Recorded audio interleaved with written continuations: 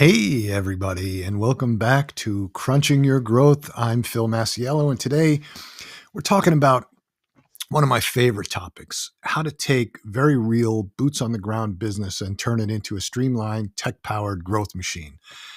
So, my guest today is Ankri. He's the founder of UTS Group, a security technology and automation company. Metador, a consultancy helping businesses implement AI and automation into their daily operation, and Beyzim, a marketing company focused on B2B lead generation and growth. So he's got a couple of different things going on. His journey runs through construction, security tech, architecture, the army, entrepreneurship, and out the other side is a builder of systems, not just businesses. And that's an important statement because when I coach a lot of entrepreneurs, what I explain to them is in order for you to scale, your business has to be a system. It can't just be a business, because then you just have, sort of a hobby. So he's helping companies bridge that gap between old school methods and modern technology so they can actually thrive in this new area of instead of getting left behind. So we're going to dig into how he thinks about automation, what AI can really do for your operations, and how to create marketing that delivers leads, not just likes. So let's get into it. Let's hear his story and let's see what he's got to say. Hi, Andre, and thank you for taking the time to come on. Thank you very much. It's a pleasure to join. Thank you for the invite. Yeah, my pleasure. So why don't you kind of take us through your past, your history, how you got to where you are today, what your thought process was with building all these businesses, and how you make it all work together. Yeah, I'll love to. To be honest, again, as I see it, that kind of the path of going through businesses, and I came from a family. My father was an entrepreneur, and I guess it was embedded in our approach in the house. In a lot of podcasts that I join and different presentation, I mentioned that as a kid I was programmed that you go to work when it's dark and you come back for work when it's dark. And funny enough, again, over the years, even days that I had really good days, good sales, if I'll come home like at 2, 3 o'clock, I'll feel lazy. And I always telling it as a joke because when I got older and I have kids, I was sitting with my father and I was telling him, I have this thing that I learned from you that's embedded. And my father told me he's like, okay, I'll tell you the truth. The reason I came late, I was waiting for your mom to put you guys to bed, so I quiet, and then I was coming. So there is the thing is there is stuff in our life that kind of really embed stuff in our behavior. Yeah. And kind of with my experience, like I'm originally from Israel. I moved to Canada almost 15 years ago. Uh, Back home in Israel, I served in the army as a technical engineer. It's called a fighter engineer. A fighter engineer in the Israeli army. It's very similar in North America to a bomb squad. So we dealt with diffusing bombs. That it was a very interesting job because it's a lot of problem solving and it's very related to business. And I always like to mention as well the army piece, because army is giving us a good example about structure of a team. Yeah. How important is a team? Because if your team doesn't work very well, you're not going to lose money. You're going to lose your life. Yeah. So it's very different. Prior to my service in the army, I went to school to be an architect.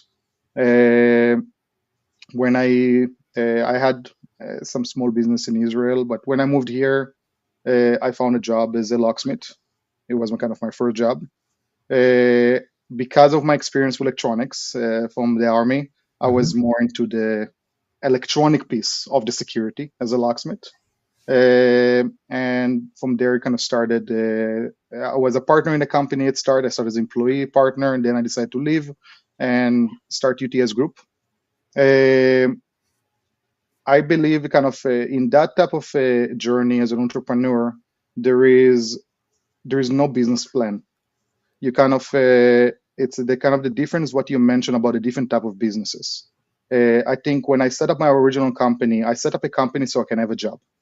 It's a one type of a business. People that have businesses so they can have a job.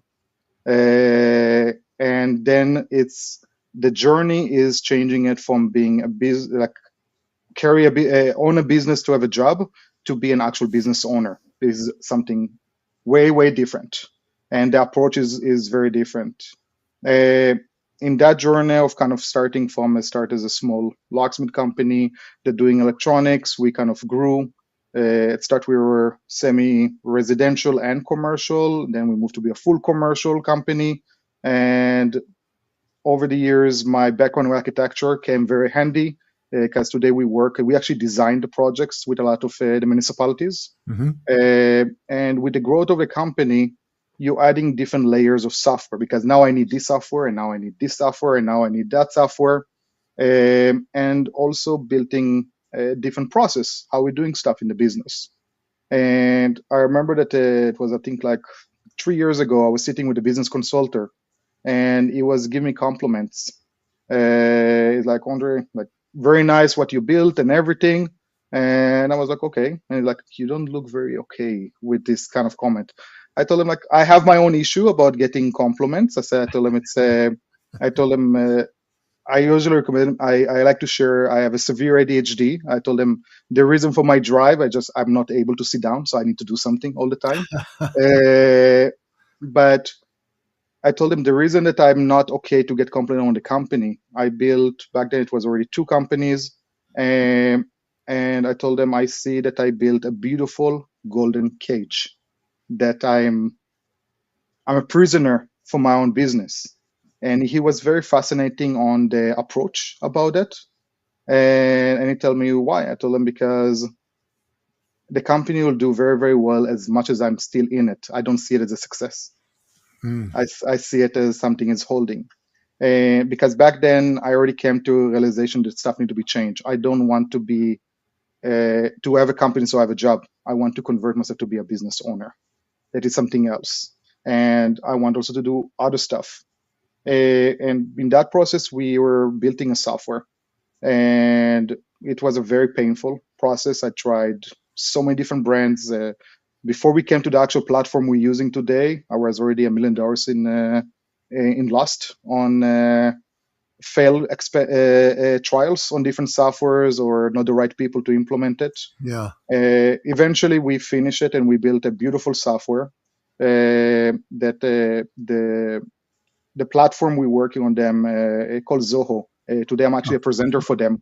That I go to a lot of their events and I speak about what we created over there. But what I learned in that process, it's about implementing software is not enough. It's about building the process of your business, and then you can implement on the software, and then how you generate every 10 clicks to no more than 3 clicks, and how you buy back your time.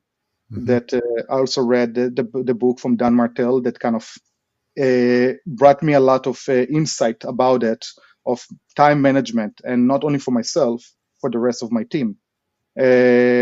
And we created a process that we grew the company, but Mm-hmm. shrink the company from operation wise. That created something that has a process and converting the company for what I call an upside down triangle, that I was on the bottom of it pretty Yeah. much, Yeah. to a solid block of a good team that work together, and a software, and especially today AI, it's bridging the gap in between if we're forgetting anything. And we're very strong believers of automations today because of it. And I work with a lot of companies today under Metador, helping them to kind of how to generate their business, to convert themselves from the business, having a business or you have a job, to actually being a business owner and to grow it. And the biggest thing is to work smarter, not harder, Sure. and kind of understand also as an entrepreneur is a skill, let's call it, but every person has a different superpower, what they're good at. No one is good in everything. Nobody can No. be good in only in operations, marketing, networking, accounting. Whoever's saying it, sorry, but bullshit. No one can be good in so many stuff. But you need to understand what is the gift we got from God, and focusing on that, because this is what you were born for. This is your superpower. And the second you do what you like, you'll enjoy your work more. You'll be happier as a person, and you'll be much more successful. And if you see in the process, I'm telling you, I didn't mention anything about money, about how you can make more money. Yeah. Because my belief is, if you do something very well, it's pretty much it's physics. The money will come there. because you're doing something you like. It's positive. Your family will enjoy it because you have a lot of positive energy, and your business will grow, and your following of your team will come after you because they want to have that feeling as well. And it was a long process for me with a lot of honesty and a lot of pain that I'm super grateful. I'm a person that love all my failures to learn from them and acknowledge them. And today I like to share it. I share it a lot with the customers and on our LinkedIn, and especially about my challenge of discovering my superpower with my ADHD and how that is part of my personality and how it helped me to kind of saying to a lot of people, as well as my kids that have ADHD. It's not a disability, and I don't allow anyone to call it a disability. And most entrepreneurs have ADHD, as well as OCD, because this is what is making us to have that skill of entrepreneurship. That I find it to be very fascinating how society see it today and how they should see it. Yeah, that's interesting. No, I would agree with you that there are a lot of entrepreneurs that have ADHD, and one of my kids has ADHD, and um, it's great for it's great for roles where where you have to create something and do something where you can focus on it. It's not so good for constrained roles where you're stuck in a cubicle and you have to do certain things. That's never where it works the best. So, but I agree. Everybody has a superpower. Um, we talk about AI on this show. Mhm. I mean, everybody's talking about AI, but I was talking, I was talking to a guy named Dan Ward from Detroit Labs, and we were having a really good conversation about AI and how to use it to grow your business. And one of the things that we both said in a different way is that people are treating AI as if it's an app, and really what it is a it's a segment of your business no different than finance or marketing, because what you're trying to do with AI to become more efficient and effective is using AI to create workflows. So what you're looking for are inefficiencies in the business that are repetitive, that take the time away from somebody being really valuable. And so you use AI to create these workflows that take give time back to somebody who's working so they can be more productive, not less productive. You're taking away the pieces of their job that are less productive, filing, you know, doing something with, filing payroll every week, or generating payroll every week, or paying bills. Those are fundamental tasks that happen every single week.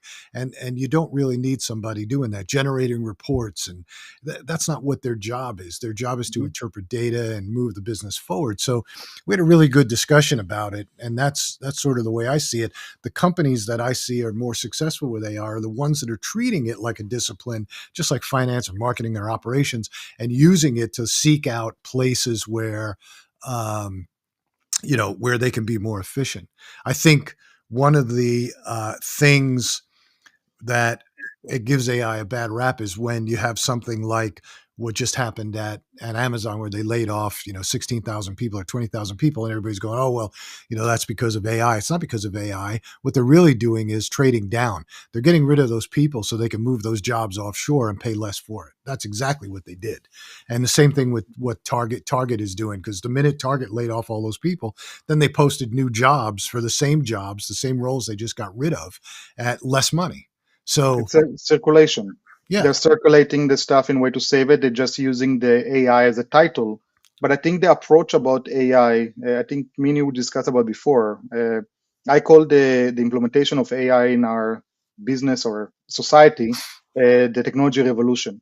yeah, Not different than what happened in the 20s on in the industrial revolution, that kind of manufacturing change. And the way that I approach AI for a lot of businesses, I said, okay, if you send a technician to do an installation, carpenter, for example, if you let him to use a screwdriver, it will take him X amount of time to screw the bolt. If you let him to use a drill, it will take him much faster. AI is a tool not different than a drill. It's a tool for the office side in a sure. way. And the problem is the educations today with AI. People think they know how to use it. I think maybe 10% know how to use it. Like you said, it's not an app. It's not an app at all. It's a powerful tool that can help to implement different stuff, and but it has to be trained. And I don't think that people is going to lose their job for AI. They will lose to people that know how to use AI, Sure. their jobs, and this is kind of the difference. And but it's helping us to work smarter. And I actually had a post on LinkedIn a few weeks ago that actually we got a lot of good response because I showed a different approach. So people say, all right, if I use AI, I can save the time in, like you say, filing paperwork, doing research, doing stuff like that. And I actually said about AI is allowing me to buy back my time so I can actually not only have more time to work, but I have more time to be with my family as well. Sure. That if before that it was not allowing me. And there is a lot of stuff happening with AI right now, and people don't even like we, for example, we have a policy: we don't buy AI software. We have the main let's call it engines like OpenAI, Twitter.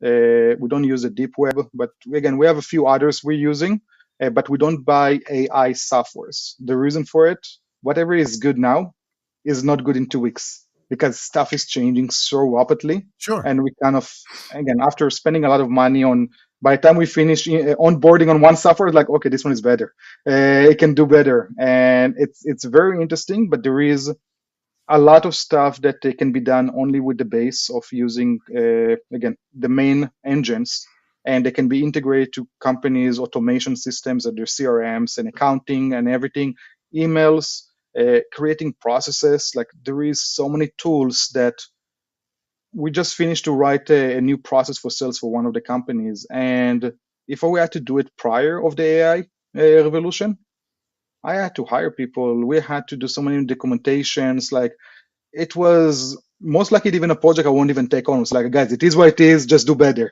But with AI, we were able to get to the nitty gritty about everything and just add to it. And everything we had to do and addendum is was not a big deal. And it's a it's a joy that we can kind of push big processes like this one so easily because of it. And I feel very grateful to be in this time, kind of enjoying it, because it's I don't think that people will appreciate, let's say, in 10 years, because it will be all right. Yeah, of course, you're supposed to do it, but we're in a huge change right now. It's exciting, I think. Yeah, I think people a lot of confusion comes from the fact that most people are still using AI just to generate content, and they think that that's all there is to it. They're not focused so much on building agents or using AI to actually construct a process. And Yeah, that's really where the beauty comes in. Is AI is a process engine. Where I what I don't like, and I think a lot of confusion comes from the fact that everybody and their mother is running an ad saying, "Oh, I created this AI product that can do this or do this," and you see it just constantly, and half of it is just smoke and mirrors. It's not real, and they don't have really good systems. But you're right about the one thing about using software or using apps, because they are changing constantly. I mean, we've been using AI in our business for about 6 years, and we've been testing things all along because people will constantly send us uh, an app. It'll create ads. It'll create this. It'll do this, and we look at it, we test it, but in the end of the day, the problem I have with AI driven creative like video and images for ads, when it comes to ads, is simple. The customer wants authenticity with your product. The customer hmm wants to know all about your product. You're not going to get that from taking your product and just putting movement on it from a background. And that's what most of these things do. They just take, a product and put some sort of a background to it and turn it into a video. That's not going to sell product, and it never does. And we've tested it a million different ways, and I would love it if it did, but it doesn't, because it would save us a whole lot of time. The other thing is, people are rejecting consumers. I read a statistic, and again, I'm focused strictly on the fact that we're an advertising and marketing firm. We're promoting companies, brands. That's our job, and so I'm looking at it from that perspective.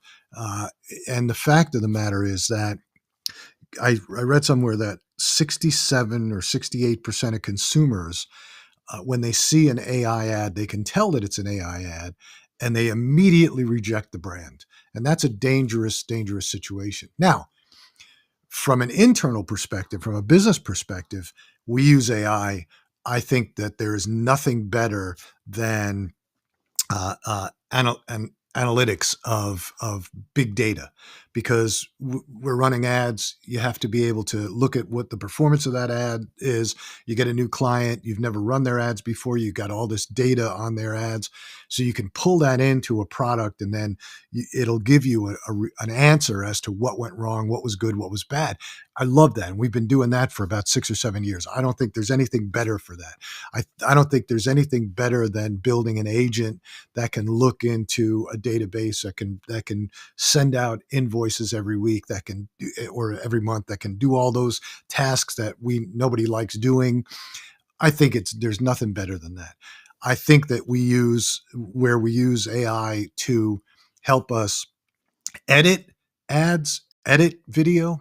Nothing better. Mhm. Creatively, I think it's great for giving us ideas, but that's what we use it for primarily.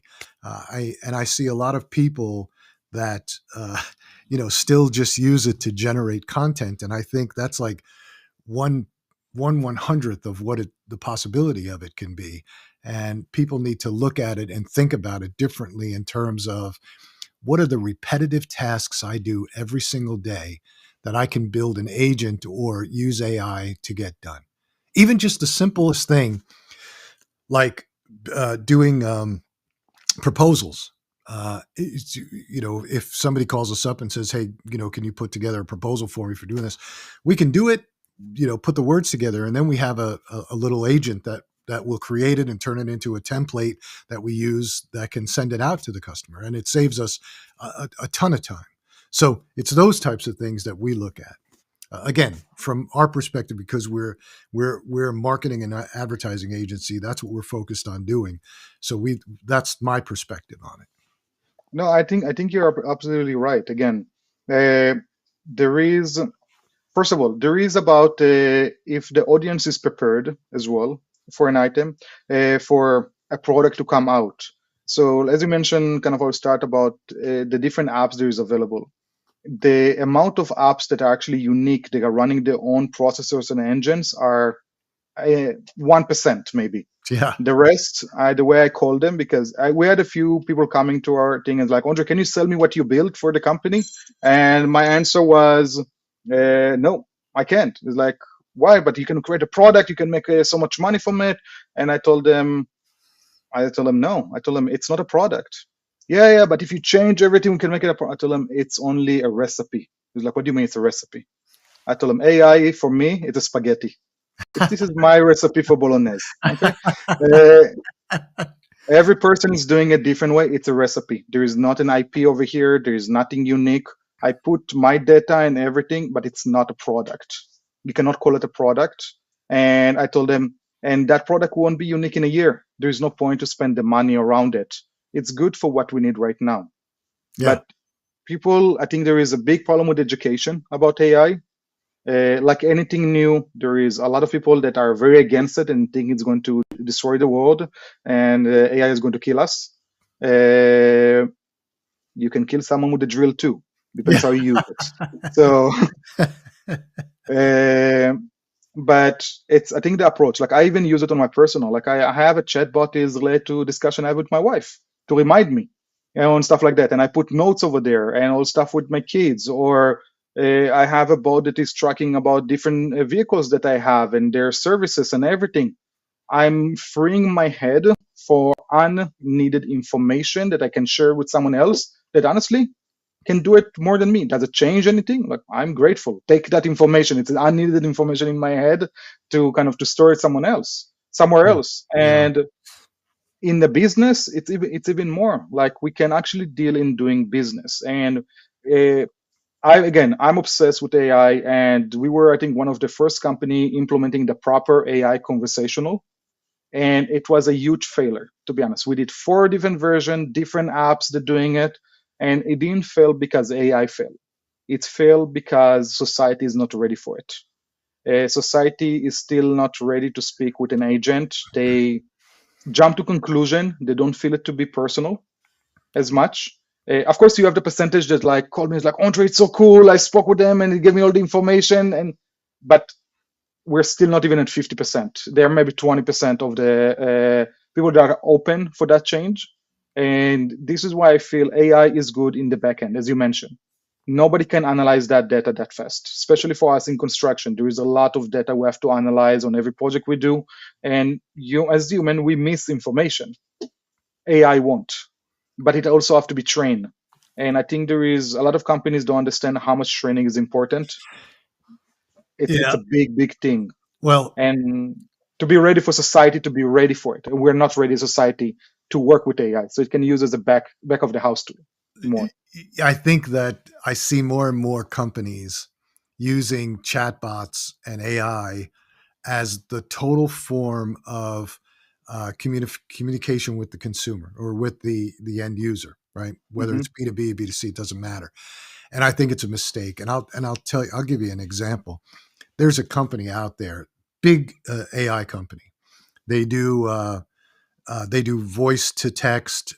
You can run a podcast with AI on their platform. They're a big company. They've gotten raised a ton of money, and I was testing the product the other day to see if I just wanted to see uh, for my own knowledge about this whole taking a building a podcast without a person, right? Hmm. And I'm on the platform, and I had a problem. So I go to the help, which is the chatbot, and I start asking it a question, and it's telling me to do certain things, and I can't find it. It's saying go to this part of the menu and do it. I'm saying, well, that doesn't exist. Yes, you go here and there it is. And I'm saying, no, it doesn't exist. And I literally went round and round for about 15 minutes. And this is a big AI platform. And it was leading me somewhere that didn't exist. So finally I got frustrated, and you can open up a ticket. I sent it in, and I sent in the transcript of the chat. Hmm. And I said, your own chatbot doesn't even know what your system is. It's leading me as a user of your product down a path that doesn't exist. So you haven't even put the guardrails on, and yet you're sitting there saying this is our only form of communication with you. This is our only form. You're going to use this chatbot. I said, and that's a big mistake. I think that like you said, there's got to be a combination where the chatbot can maybe redirect, weed out, get you to the right person, but eventually you have to get to a person, because if not, now I'm so negative about that platform. I said, look, just give me my money back. I don't want to use your product. They're like, well, no. I'm like, no, I don't want to. Because if you're one of the big guys and you're so reckless and careless with this that you just think it's going to solve everybody's problem, I don't want to be involved with you. And I literally moved on. And because there are other people out there, because they're not the only game in town. So Hmm. to me, that sends a signal that says we're lazy.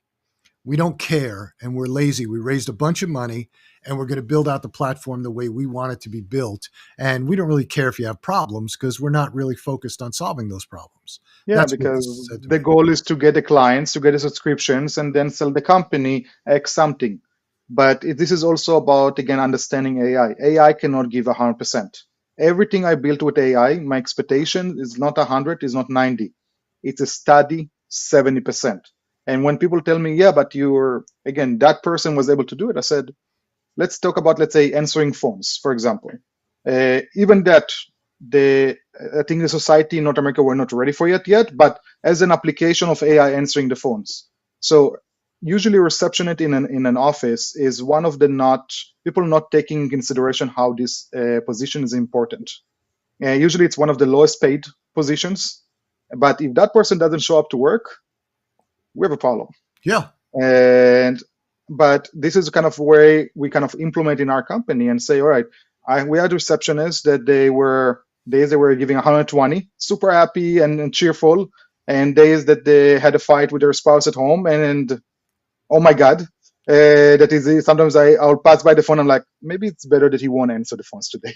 Uh, Yeah. but you're getting up and down between the 20% all the way to 120. So your average, it's around the 65 to 85%. AI won't give me better than that, but you'll give me a steady 70. Yeah. And if you're okay with that and it's okay for the application, this is what it can give you. When AI create us the process for sales with our guidance, we didn't print everything out and say, hey guys, it's ready, read it. No, we went over line by line, we fixed it, we make sure where AI did a mistake, especially when you process a lot of information, like the guidelines you mentioned, the guardrails for that support. Most likely in one of the commands, he missed one of the symbols over there or something happened, but someone was, sorry to say it, but ignorant enough to trust the system by 100% Right. that it was a human failure that AI failed. Sure. AI won't fail because of it. It's a human failure because someone trusts the system 100%, and it's part of the Q&A that you have to do to test your system to make sure. Because when you test a system, I don't want to see how it does it work great. No, I want to try to make it fail. I want to see where does it fail. And a lot of people are missing it because they're so exciting with the technology, but they're missing the main thing that's about implementation. And again, it's going back to education about it.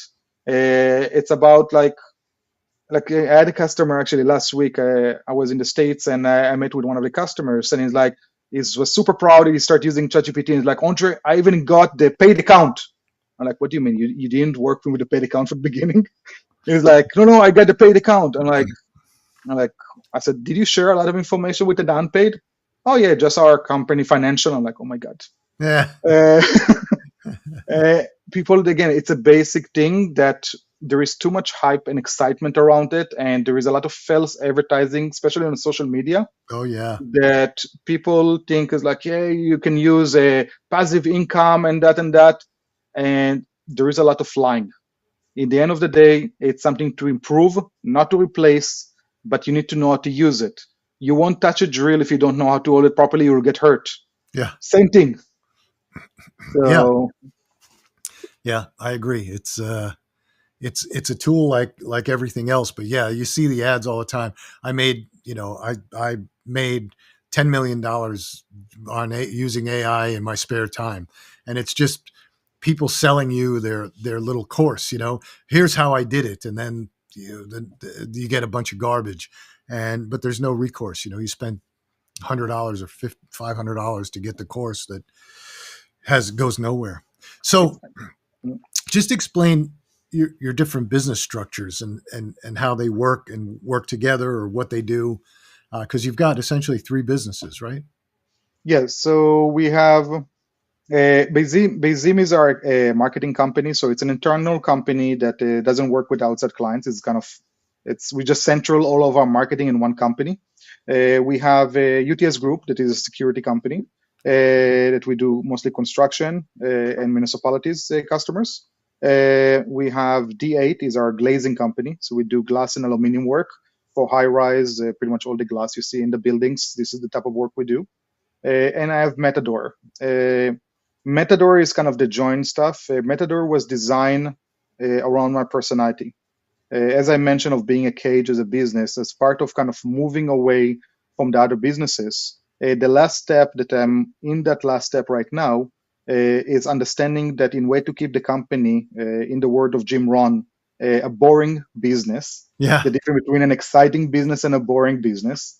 A boring business is stable and is make money. Exciting business lose money because it tries stuff all the time. The thing that I have to do was to remove the person is creating the excitement myself from the actual operation of the business. And then I created the business of Metador. That on Metador, what I do is a lot of networking that provide business for the other businesses technically. Because in Metador, we meet with a lot of businesses all the time and a lot of people, and we do referrals. So if a person need a marketing person, I'll refer it to a person like you we don't charge for our service and education we create. We just get a referral from the company we refer to. So our clients cycle with us all the time because we're not chargeable. Also, that company is almost 72% fully automated, because the second we are not charging the client directly, we don't need customer service. We can kind of build it a lot of kind of guiding the customers through automation and our different thing we're doing from a web, Sure. and kind of guiding it people to the right places. We have clients we're also taking over for business development. Myself, I get involved only on a specific piece. Like usually, I don't work with more than 3 clients at a time, and I'm very limiting myself to how much time I spend.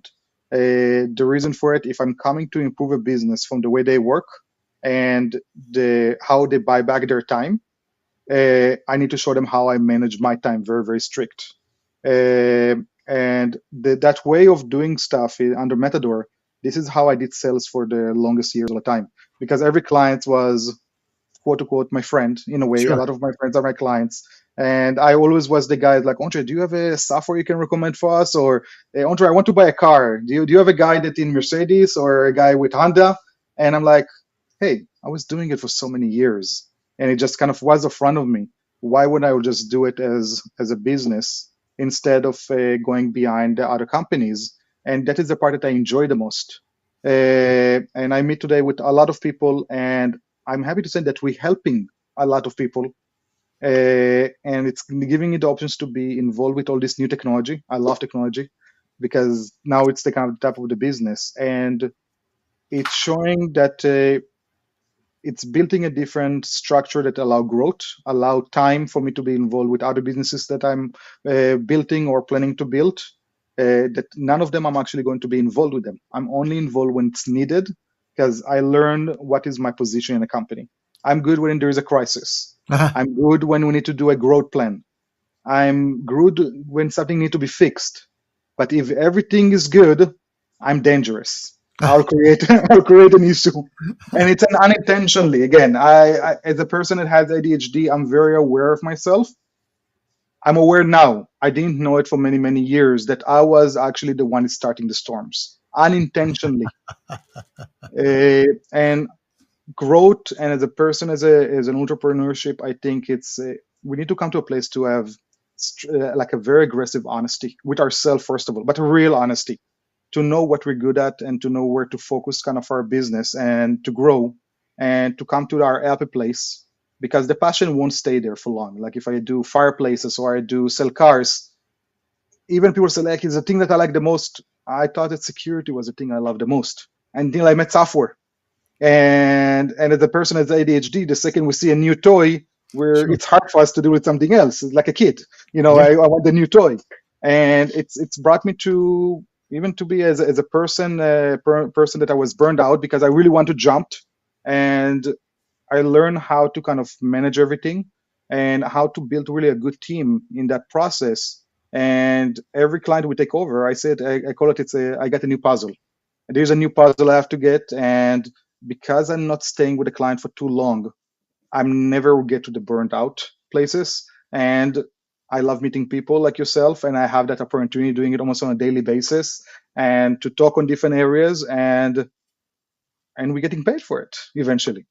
Yeah. So I'm super grateful for it. I'm very very grateful, and it's came from a long process of pain that I'm very grateful for all of that, because it's so much that I learned in that process, and I'm very excited to share that knowledge with a lot of people, and that people can stuff we can do better. Again, you don't have to grind to do the stuff. Like one comment I want to mention, that stuff that I changed my perspective. A lot of people saying my business is my baby, Yeah. and I was one of them to being it, and I was very ignorant saying it. I have 2 babies at home, my son and my daughter. Business is not a baby, and to be connected to it emotionally, it's a maturity thing of understanding the business. You can love your business and everything, but a baby has a different scale of stuff, and to make proper decisions you need to understand it, Yeah. because you're never going to leave your baby. But a business, when it's really bad, sometimes it's time to throw it to the water or to sell it or uh, grow it and everything. And you cannot be a real business person of making that decision if you're comparing it to a baby. Because your kid, doesn't matter what happen, you put yourself in front of it to protect it any time of the day, 7 days a week. It's different on a business. It's a different approach. Yeah. There's a guy named Vern Harnish. He's a brilliant guy, and he's written a bunch of books, Rockefeller Habits and Scaling Up, and he's also developed the whole scaling up platform that he teaches around the world. He's been doing it for 40 years, 30, 40 years. And one of the things he teaches, which I agree with, is when you start a business, from the day you start, you should have that business set up to be sold. Whether you do it or not is irrelevant, but it should always be ready to be sold. That means that you want to keep accurate records because you want to make the due diligence process streamlined when you do decide to sell. You want to make sure that the structure is set up to a point where you can sell it if need be, or if you're going to transfer it to somebody else or merge with somebody, you should always set that business up like that. And mentally, you should always be prepared if an offer comes along to sell the business. And um, and I personally, there was one business that we started when we many years ago in the shaving business, and I got very tied to it emotionally, and I shouldn't have. I got tied to it because there were things that I wanted to accomplish with it, and we wound up selling it prematurely, I thought, because we got offers and the market got hot and it was ridiculous. But we wound up selling it, and I went into this sort of funk because I really felt like I lost a bit of my identity, which was not a healthy place to be. And I got out of it quickly because actually our partner in that business was a company called Energizer, which owned Schick razors at the time, and they were supplying us with razors. And they called me up and asked, they needed my help with their whole direct-to-consumer approach.